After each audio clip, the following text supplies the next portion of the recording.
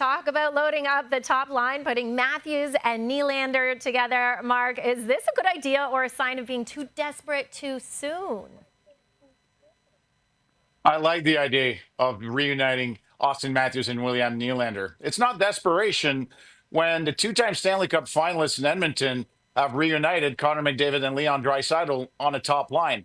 It's not considered desperation when the first place in the Atlantic Montreal Canadiens are loading up a top line and balancing out the rest of their lineup. I don't think it should be considered desperation when your two most skilled players that have played on the same team for a while now are reunited to create a top line. I think from the outside looking in, it just might actually be what the Toronto Maple Leafs need: a jolt, a boost of energy to see if they can sustain some offensive zone time and offensive zone pressure, which has been lacking from Matthews' line in the last few games. Yeah, it really has. So putting those two on the top line together really jumps off the page when you look at the lineup, but it also leaves the other three lines missing a little something. Do you have any fear that if the Leafs put all their eggs in one basket, the other lines may not have enough to make a meaningful contribution?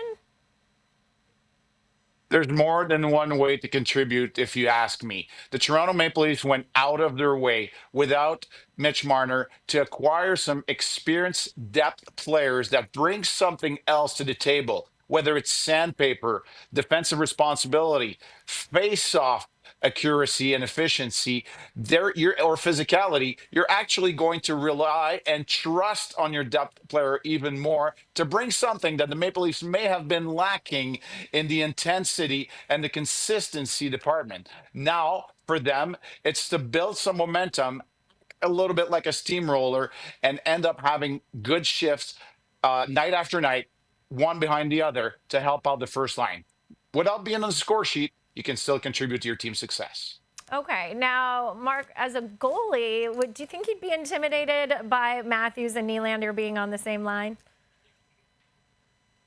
Absolutely. And you're not only focusing on one player, one shooter. You know they can feed off each other. They both can shoot. They both can score. They both can make plays happen. And by spending more time in the offensive zone, you become well aware of these two. Who knows? The extra player may be the one that actually is the beneficiary of those two being together.